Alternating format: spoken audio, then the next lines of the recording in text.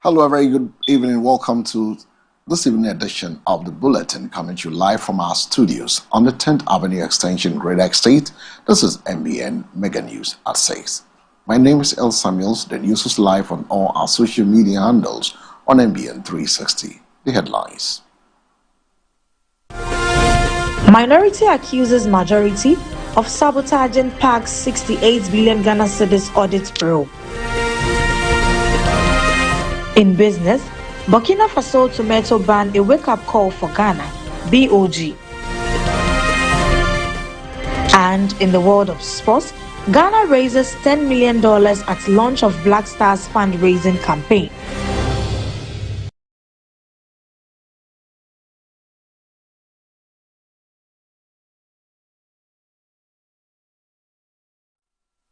The minority in parliament has accused the majority of deliberately disrupting the works of the Public Accounts Committee, PAC, during its probe into a special audit report on 68 billion Ghana cedis government arrears.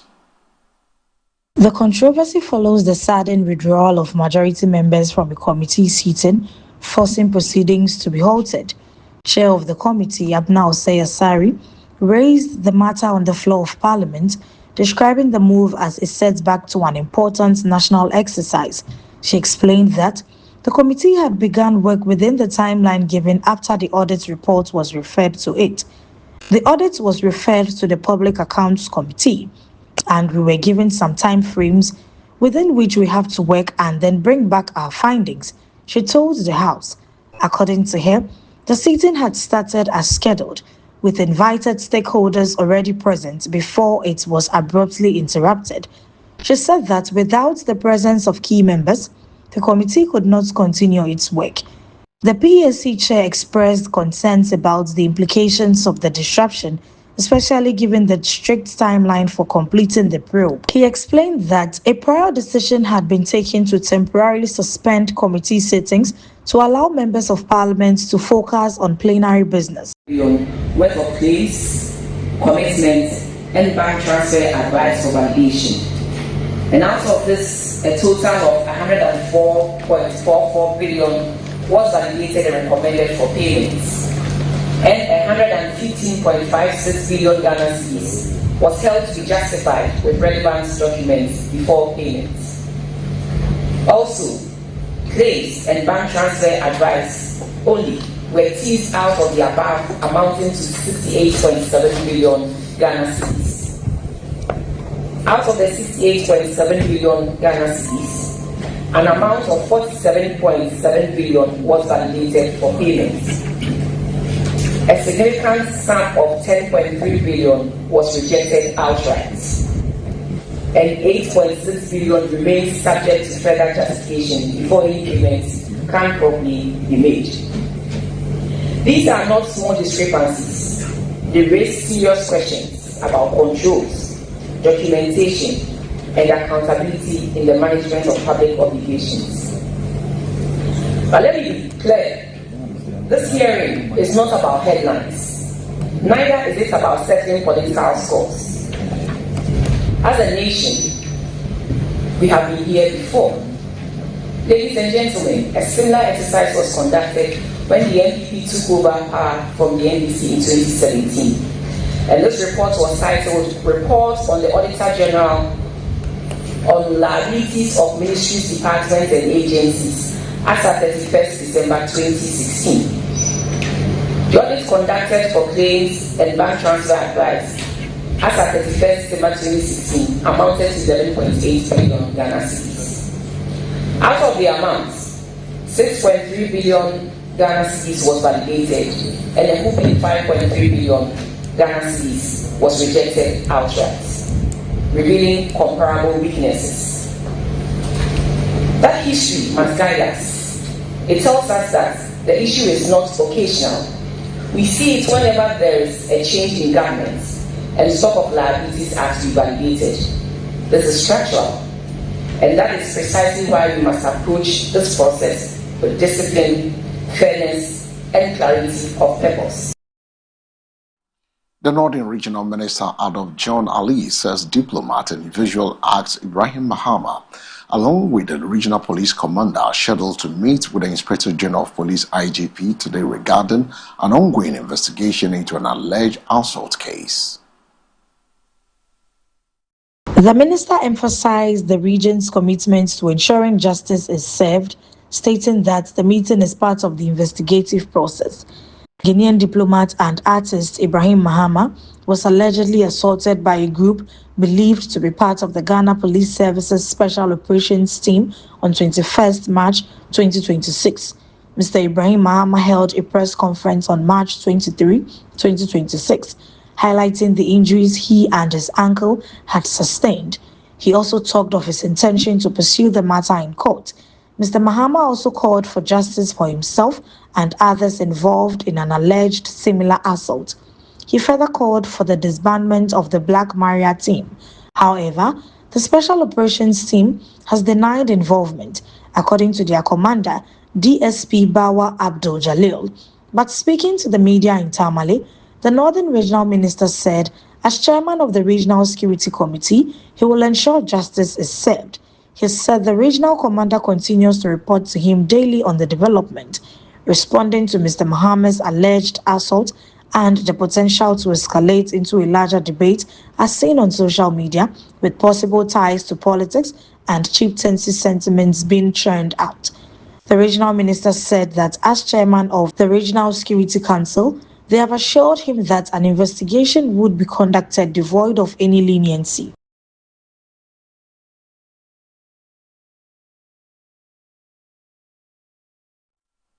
The Assemblies of God Ghana has thrown its support behind the President John Dramani Mahama following reports that Lincoln University in the United States has withdrawn plans to confer an honorary doctorate on him. This development is said to be linked to his stance on LGBTQ issues, which has drawn mixed reactions. The Ghana Embassy in Washington, D.C. confirmed the development in a statement issued on Tuesday, March 24, revealing that Lincoln University had communicated concerns raised by a group about Mohammed's perceived position on the anti-LGBTQ bill currently before Ghana's parliament. In a statement issued on Wednesday, March 25 by its General Secretary, Reverend Ernest Birikoran, the church described the university's decision as one that should not be viewed as a slight on President Mahama, but rather as a badge of honor. Drawing on scripture, the church likened the situation to a passage in the Bible, stating that it resonates with the biblical scenario in Acts 5:41, when the apostles left the Sanhedrin, rejoicing because they had been counted worthy of suffering disgrace for the name of the Lord. The Assemblies of God Ghana further indicated that within its leadership and membership, the reaction to the development had been one of celebration rather than disappointment. The church also reiterated Mr. Mohammed's previously stated views on homosexuality, recalling that ahead of the 2024 general elections, he had described it as spiritually or biblically forbidden, morally degrading, and culturally unacceptable. We'll be moving to the Northern region as regional center, that is Tamale to be precise, connecting with our regional correspondent, Philemon, who will be telling us what has actually transpired with a meeting between the management of the Tamale Northern Regional Hospital, known as the Central Hospital, and then the casual workers. Remember, the casual workers at the region were told to resume duty. As to whether they've resumed duty or not, we're here to find out from our correspondent. Hello, good evening, Philemon. Hello, good evening, Philemon.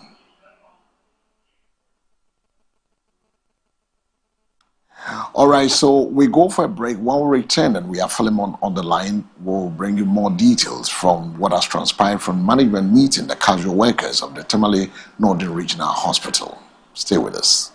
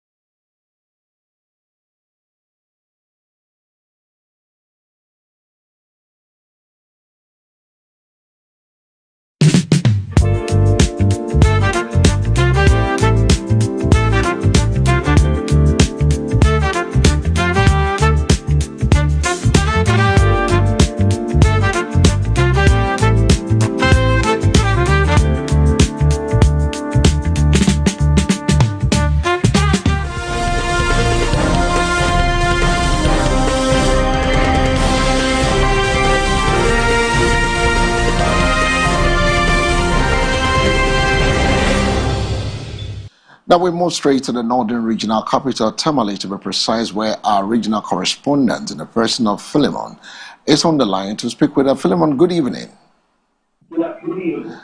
Philemon, what more can you tell us what has transpired between management and the casual workers of the Northern Regional Hospital? Yes, so that was last week. The casual workers of Tamale Central Hospital went on strike. So upon that, it affected the hospital in terms of, sanitation and its related, issues. Because of the severity of the matter, yesterday in the afternoon, the Director General Health actually stepped in and engaged the casual workers here in Tamale. Show them that by Monday, that is next week, their areas will be paid to them. So he pleaded with them to return to duty as they went around the clock to pay their arrears coming Monday. He told them that by Monday, their money will be taken to the hospital management, where hospital management will then disperse their arrears to them. And the casual workers also, agreed to that and said, if that is the case, they will return to, their duties. So today, they return to their official duties, cleaning all parts of the hospital, in and outside the surrounding of the hospital, making sure that the hospital is clean. I engaged some of the casual workers, and they said to court that they will continue to monitor, and coming Monday, Tuesday, if they don't receive any alert from their accounts, they will tend up their duties again. And massive, demonstration this time around will be a platform. So that is what is happening at the Tamale Central Hospital, also known as the Regional Hospital. Now, apart from that, the assurance from management that giving them up to Monday as ultimatum, and you did mention that they've also said if by Monday, Tuesday, there's no alert, they are going to tender operation. Have they been able to put measures down that what happened would not happen again? Because somewhere last year, same time, we had similar situations happening. Is there any measures that have been put in place to curb this occurrences of non-payment to the casual workers? Yeah, so I tried to engage them, and what they said was that, in fact, even though the Director has engaged them, but yes, management has failed to step in to engage them one-on-one on that issue. They will also step in to look at the situation, because last year, a similar situation did happen, and that ended up in the bottom of the hospital. So leadership are saying that if it continues to go this way, it is going to affect the hospital and of course patients. It's the next biggest hospital, next primary teaching, hospital, which is also the teaching hospital. So leadership and management are also saying that they will engage them within the week to see how they can put measures in place so that such issues does not occur again. Philemon, thank you so much for bringing us up to speed with what transpired between management and casual workers, and also the casual workers returning to work. Thank you so much, Father. We've been talking to our regional correspondent, bringing us up to speed, giving us all the information we need. Away from the northern regional capital, we go to the business desk, where the governor of the Bank of Ghana, Dr. Johnson Asiama, has urged government to put measures in place for the sustainable production of local tomatoes in the country, describing the Burkina Faso's recent export ban as a wake-up call for Ghana's agricultural sector. Speaking at the Ghana Exports-Imports Bank's 10th Anniversary International Conference in Accra on Wednesday, March 25, Dr. Isiama said Ghana has the capacity to produce its own supply and should act decisively. Dr. Isiama highlighted that several regions in Ghana can grow the same tomato varieties. With over 500,000 young people seeking employment and adequate seeds and inputs available, he stressed the importance of acting quickly. Onions, for example, mature in just 3 to 4 months, presenting immediate opportunities for local production. He also addressed the role of financing in scaling up domestic production. While commercial banks dominate the sector due to larger balance sheets, Exim Bank requires a broader base of resources to support local farmers effectively. On the consumer side, Dr. Isiama acknowledged that Burkina tomatoes are preferred in markets because they last longer and have less water, which is ideal for processing. However, he suggested that local tomatoes can also be processed and preserved using modern machinery, ensuring urban consumers have access to fresh domestic produce even when imports are unavailable. With the happenings from the tomatoes production arena, we move straight to the sports. But before sports, we'll be back after the break.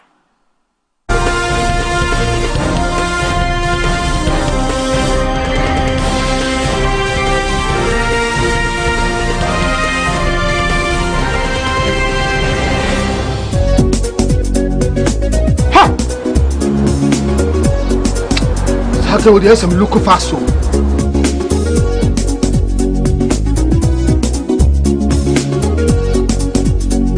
Mama, me again. Let's go, Yale. Me call you, ma'am. Who hear me? Me and sent my friend doctor when I'm crossing over. Share them for me. See what we swear. She has malaria. Hey, malaria. Oh, what they say with the router? Me copy the ambulance here. A drone a friend router mixer. Yeah, come on, let it draw. And running router. So.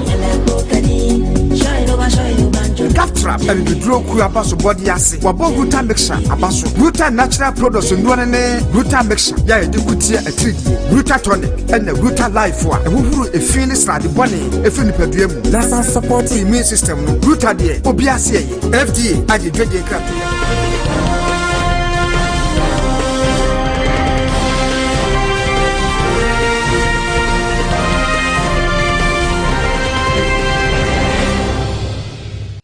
Welcome back. You're still live on the Mega News. It's 6 live from our studios here on the 10th Avenue Extension Grid Estate. Now on the sports desk, Ghana raises $10 million at a launch of Black Stars fundraising campaign. The high-profile launch event attended by President John Dramani Mahama, Sports Minister Kofi Adams, and Ghana Football Association President Kurt Okweku drew strong support from across the sports, entertainment, and business sectors. Speaking after the event, Nyako said the early momentum puts the committee on track to meet its $30 million target to support the Black Stars' participation in upcoming international competitions. The fundraising target is $30 million, and if you listen to the pledges and donations, on day one of the launch, we got about $10 million. You're going to put together other events, and we believe that's the contributions that are coming in from the short code as well, he said. The initiative is expected to fund preparations for the national team, including 4 international friendly matches ahead of major tournaments. Ampem Nyakon also revealed that part of the campaign is designed to give ordinary Ghanaians the opportunity to directly support the team. The event brought together key national figures, including former Black Stars captain Stephen Appiah, ex-internationals Fatau Dauda and Mohamed Polo, as well as music stars Stonebwoy, Shatawale and Nassi. From the sports desk, we're going for a break. When we return, we'll bring you the international news.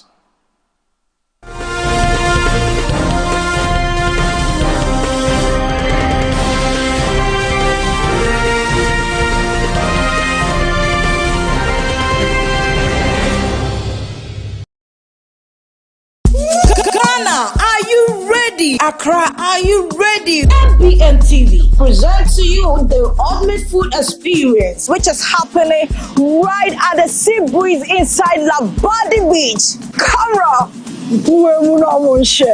this Easter Monday, the activities include eating competition, dancing competition, freestyle session, horse riding by the beach, live music performance, DJ play all day. Vote for your best food vendor. The ultimate show with AJ Baka done live at the event. And most of all, dress stylish, dress classy, dress beach chic. Come take a picture with us and a 360 video. This is not just food event. This is a whole experience. Come hungry, come ready, come chill with your friends and family. Food vendors are to register. For registration and enquiries, contact 02488 2128 or 05542 11370.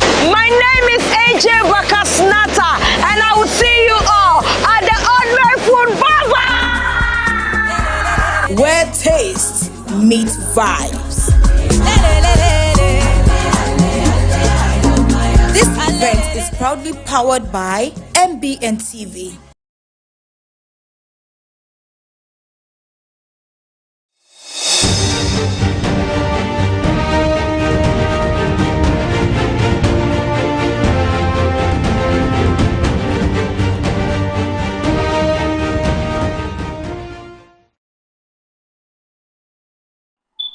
Welcome back. On the foreign front, the Philippine President Ferdinand Marcos says he is working to secure a new source of oil after he placed the country under a state of national energy emergency response. Marcos told Filipinos in a televised address that the government would procure 1 million barrels of oil to add to the current stock, which is good for 45 days. The Philippines, which imports 98% of its oil from the Gulf, became the first country to declare an energy emergency after local diesel and petrol prices more than doubled in the country since the war broke out on 28 February. The U.S.-Israel war with Iran and the effective closure of the Strait of Hormuz, a key shipping route, have sent shock waves through global energy markets, causing shortages and price rises. Marcos said the emergency declaration late Tuesday would give the government the legal authority to impose measures to ensure energy stability and protect the broader economy. Philippine ambassador to the U.S., Jose Manuel Romualdez, told Reuters that Manila was working with Washington to secure exemptions that would allow the country to import oil from U.S.-sanctioned countries. The Philippines is one of the U.S.'s closest allies in the Pacific. Under Marcos's order, a committee has been formed to oversee the orderly disruption of fuel, food, medicines, and other essential goods.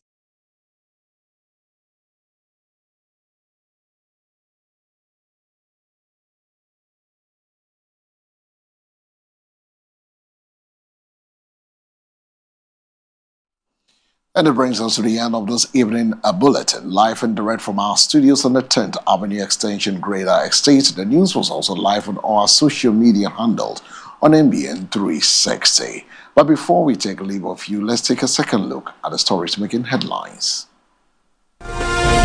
Minority accuses majority of sabotaging PAC's 68 billion Ghana cedis audit probe. In business, Burkina Faso tomato ban a wake-up call for Ghana, BOG. And in the world of sports, Ghana raises $10 million at launch of Black Stars fundraising campaign.